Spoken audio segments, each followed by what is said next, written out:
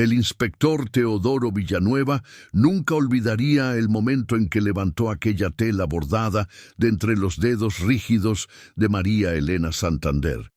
Era octubre de 1936 en Querétaro, y el cuerpo de la joven de 17 años yacía en su habitación del convento de las Hermanas del Silencio, con las manos aferradas a un bordado que nadie en ese momento podía descifrar. La sangre había manchado parcialmente los hilos de colores, pero las letras seguían siendo visibles, cosidas con una precisión obsesiva que solo podía nacer de la desesperación más absoluta.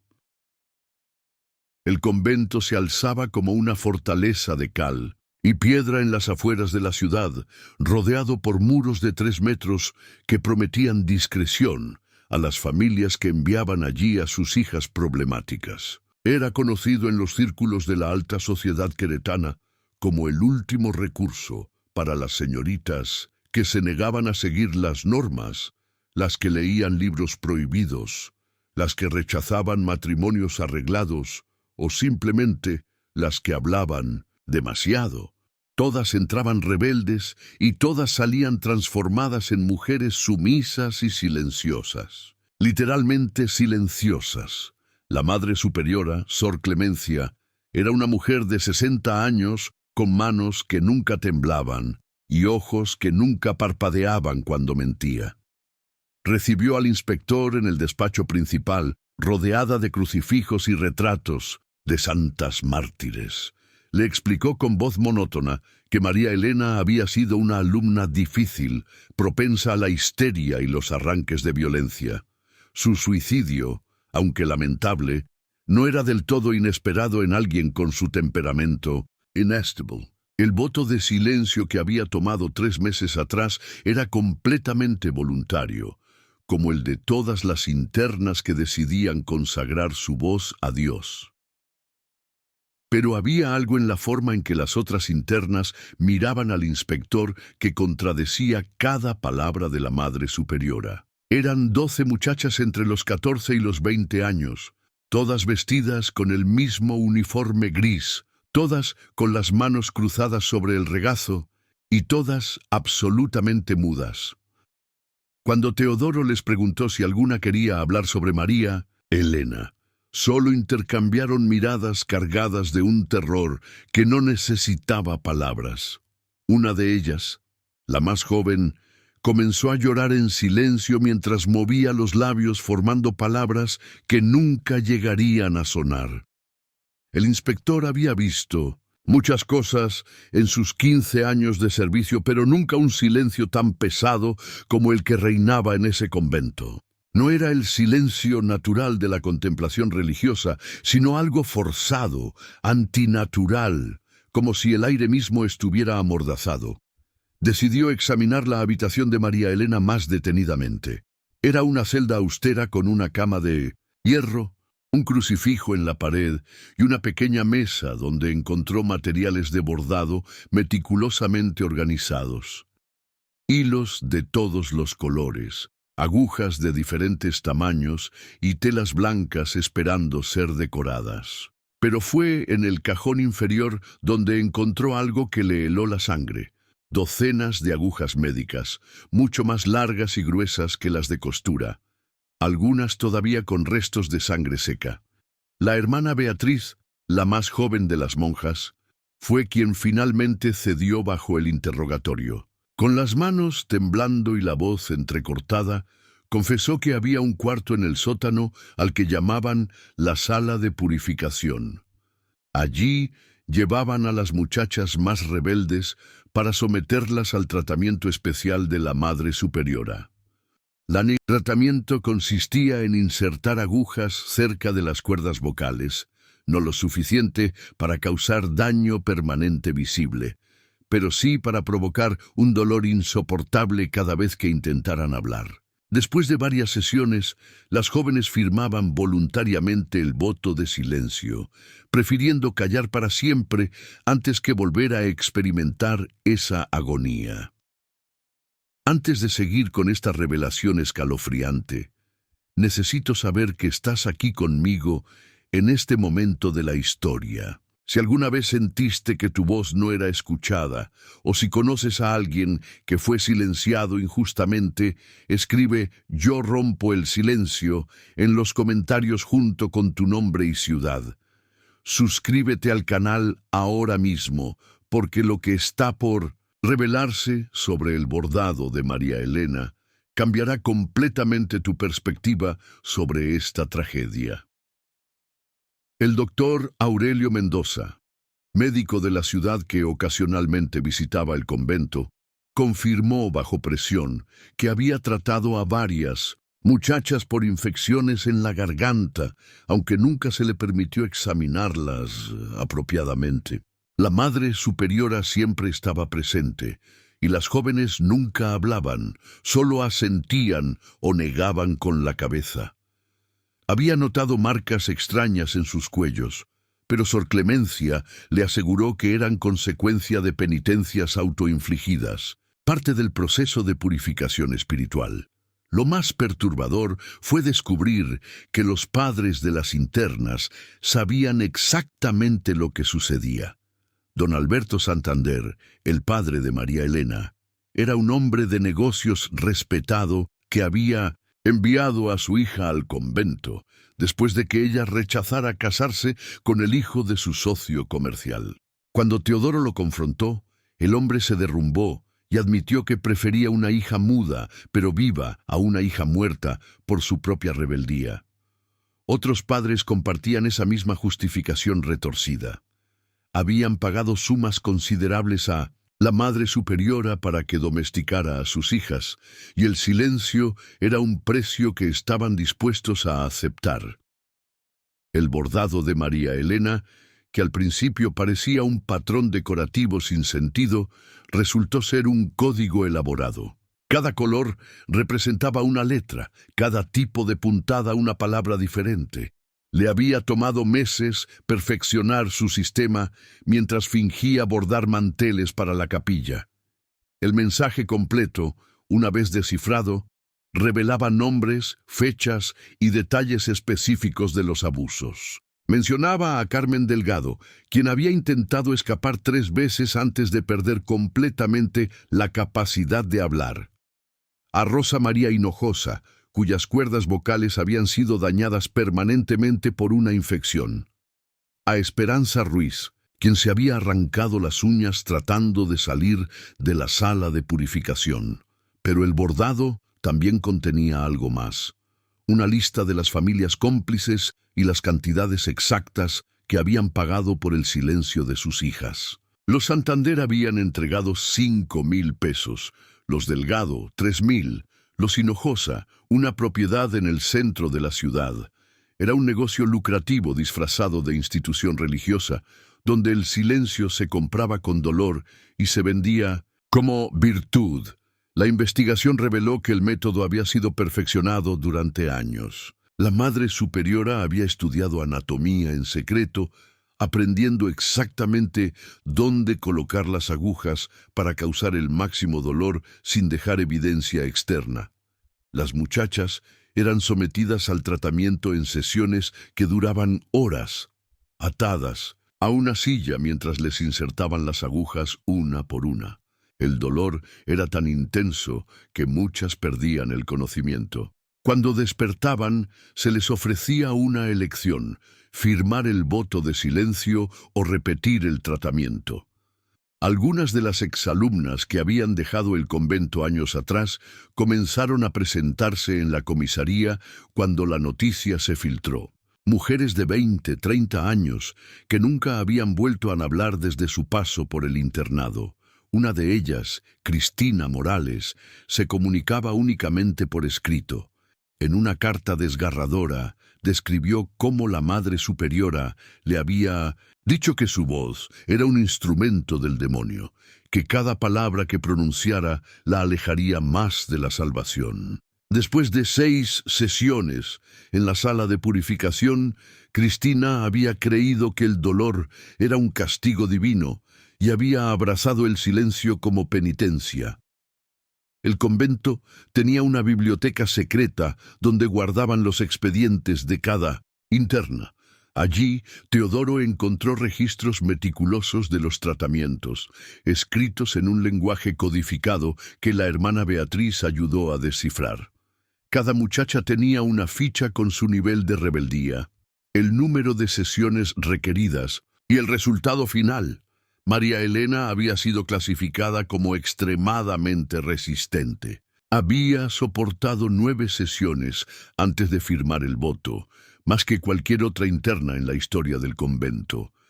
La noche antes de su muerte, María Elena había intentado comunicarse con su compañera de cuarto, Isabel Fernández, usando señas que habían desarrollado en secreto. Le indicó que tenía un plan, que pronto todos sabrían la verdad. Isabel, aterrorizada de ser descubierta comunicándose, fingió no entender. Ahora vivía con la culpa de no haber intervenido, aunque tampoco habría podido hablar para pedir ayuda. El tejido social de Querétaro se sacudió cuando los detalles comenzaron a salir a la luz. Familias prominentes que habían enviado a sus hijas al convento se dividieron entre quienes defendían las acciones como necesarias para mantener el orden social y quienes se horrorizaban al descubrir la verdad. Algunos padres intentaron retirar a sus hijas inmediatamente, pero se encontraron con que muchas de ellas se negaban a irse, convencidas de que merecían el castigo o simplemente demasiado rotas para imaginar una vida fuera de esos muros. La madre, superiora cuando finalmente fue arrestada, mantuvo su postura de que todo había sido por el bien de las muchachas. En su mente retorcida, el silencio las había salvado de sí mismas, de sus impulsos pecaminosos y su naturaleza rebelde. Citaba pasajes bíblicos sobre la mujer silenciosa y sumisa, sobre el valor de la obediencia. Incluso frente a la evidencia irrefutable, insistía en que había sido un instrumento de la voluntad divina.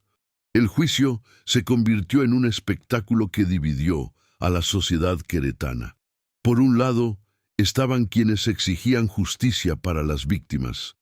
Por otro, aquellos que argumentaban que las muchachas habían consentido al firmar los votos, ignorando convenientemente el contexto de tortura que precedía esas firmas. La Iglesia intentó distanciarse del escándalo, alegando que el convento operaba sin supervisión oficial, aunque documentos posteriores demostraron que varios obispos conocían y aprobaban tácitamente los métodos.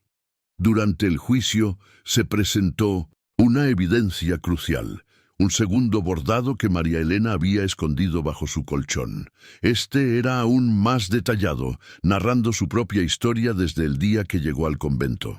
Describía cómo había intentado resistirse, cómo había gritado durante las primeras sesiones hasta que su garganta sangró, cómo había considerado quitarse la vida múltiples veces, pero había decidido esperar hasta completar su testimonio. El bordado terminaba con una frase que heló la sangre de todos los presentes. No fui la primera en morir aquí, pero espero ser la última en morir en silencio. Esta revelación llevó a una búsqueda exhaustiva en los terrenos del convento.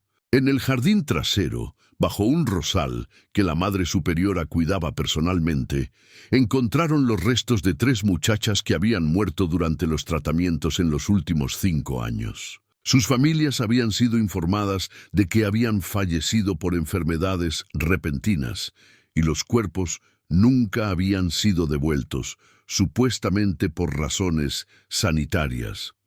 Una de las revelaciones más impactantes vino de la hermana Beatriz, quien confesó que ella misma había sido una interna años atrás.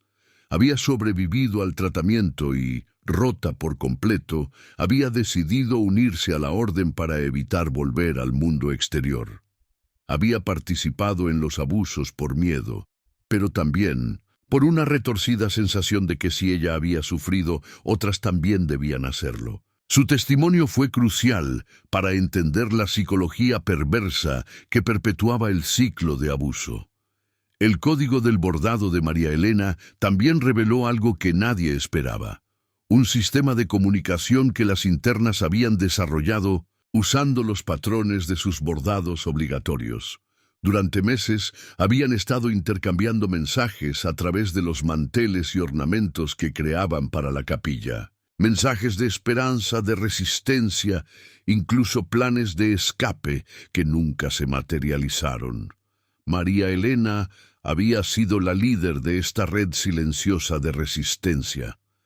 Entre las pertenencias de María Elena se encontró un diario que había mantenido antes de perder la capacidad de escribir con fluidez debido a los temblores causados por el trauma. En él describía sus sueños de convertirse en maestra, de viajar a la Ciudad de México para estudiar en la universidad. Hablaba de libros que había leído en secreto, de ideas sobre la igualdad y la justicia que la habían llevado a desafiar a su padre. Era el retrato de una mente brillante aplastada por las convenciones de su época. El impacto del caso se extendió más allá de Querétaro.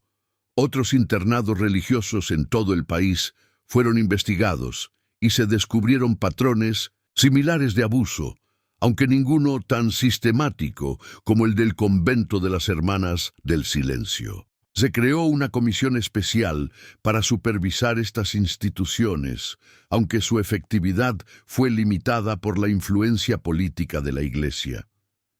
Las exalumnas formaron una asociación de apoyo mutuo, comunicándose principalmente por escrito. Al principio, algunas, con terapia y tiempo, lograron recuperar parcialmente su voz, aunque nunca completamente. Otras permanecieron en silencio por el resto de sus vidas, llevando las cicatrices invisibles de su paso por el convento.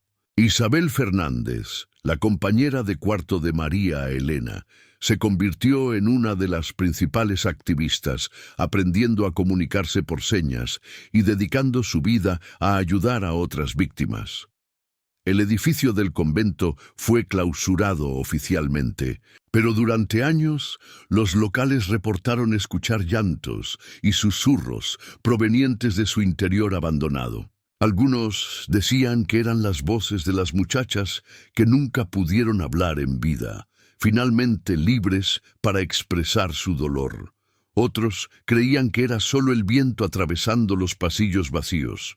Pero quienes habían estado allí sabían que ese lugar guardaba ecos de sufrimientos que ningún tiempo podría borrar. La Madre Superiora fue sentenciada a 20 años de prisión, aunque murió a los 3 años de un ataque al corazón. Hasta su último día mantuvo que había actuado correctamente. Las otras monjas involucradas recibieron sentencias menores y algunas fueron simplemente trasladadas a otros conventos donde su historia se perdió en el silencio burocrático de la Iglesia. Los padres cómplices enfrentaron el ostracismo social más que consecuencias legales. Algunos perdieron sus negocios cuando la comunidad se negó a comerciar con ellos. Otros se mudaron a otras ciudades, llevándose a sus hijas, silenciosas con ellos. Don Alberto Santander nunca se recuperó de la muerte de María Elena. Pasó sus últimos años visitando su tumba diariamente, hablándole durante horas, como si pudiera compensar con sus palabras todos los años de silencio que le había impuesto. El legado más importante de María Elena fue el cambio en la legislación sobre instituciones educativas religiosas. Se establecieron inspecciones obligatorias, se prohibieron los castigos corporales y se crearon canales anónimos de denuncia. Aunque estos cambios llegaron demasiado tarde para ella y sus compañeras, posiblemente salvaron a innumerables jóvenes de sufrir destinos similares. Años después, cuando se demolió el convento para construir una escuela pública, los trabajadores encontraron algo extraordinario en las paredes del dormitorio principal. Cientos de pequeños mensajes escritos con carbón, tinta improvisada, incluso sangre, escondidos detrás de los muebles y bajo las tablas del piso. voces que habían encontrado la manera de gritar en silencio, testimonios de resistencia que habían esperado décadas para ser descubiertos. Entre ellos, un mensaje de María Elena, fechado una semana antes de su muerte, que decía simplemente: «Mi voz vivirá en cada puntada». Pero había algo que nadie notó hasta mucho después. En el registro del convento había una entrada peculiar fechada 2 días después de la muerte de María Elena. Mencionaba que una de las internas más jóvenes, Ana Lucía Méndez, había comenzado a bordar compulsivamente, creando patrones idénticos a los que María Elena había usado en su código. Cuando finalmente localizaron a Ana Lucía 30 años después, descubrieron que había continuado el trabajo de María Elena, documentando en bordados las historias de todas las muchachas que habían pasado por el convento. Ana Lucía había creado una obra monumental, 257 bordados que narraban las historias individuales de cada víctima. Los había mantenido escondidos durante décadas, esperando el momento adecuado para revelarlos. Cuando finalmente los presentó al mundo, fue como si todas esas voces silenciadas hablaran al unísono por primera vez. Cada bordado era una vida, una historia de sueños truncados y resistencia silenciosa. El caso del convento de las Hermanas del Silencio se convirtió en un símbolo de la lucha contra el abuso institucional y la importancia de escuchar a quienes no pueden hablar. En la plaza principal de Querétaro se erigió un monumento, una escultura de una joven bordando con hilos que se transformaban en pájaros volando hacia el cielo. La placa simplemente decía: «Para que ninguna voz sea silenciada nunca más». El inspector Teodoro Villanueva, quien había dedicado años a llevar justicia a las víctimas, guardó el bordado original de María Elena en su oficina hasta su retiro. Decía que era un recordatorio de que la verdad siempre encuentra la manera de salir a la luz, incluso cuando todas las voces han sido acalladas. En sus memorias, escritas años después, confesó que el caso lo había cambiado profundamente, que había aprendido que el silencio forzado es una de las formas más crueles de violencia. La historia tuvo un epílogo inesperado cuando, en 1968, una de las exalumnas, Carmen Delgado, recuperó parcialmente su voz después de una cirugía experimental. Sus primeras palabras, susurradas con dificultad después de 32 años de silencio, fueron: «María Elena tenía razón». Con el tiempo, Carmen se convirtió en una voz poderosa por los derechos de las mujeres, usando su historia como testimonio de supervivencia. Si esta historia te conmovió, si crees que las voces silenciadas merecen ser escuchadas, necesito que actúes ahora. Den like a este video y suscríbete al canal si aún no lo has hecho.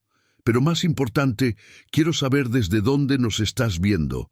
Comenta tu ciudad y si conoces alguna historia similar de tu comunidad. Si alguna vez sentiste que tu voz no importaba o conoces a alguien que fue silenciado, escribe «nunca más» en los comentarios. Comparte este video con alguien que necesite escucharlo, porque cada historia como esta que compartimos es una victoria contra el silencio forzado. Y recuerda, si llegamos a 50 comentarios de ciudades diferentes con la palabra bordado, revelaré en un video especial otros casos documentados similares que nunca salieron a la luz pública.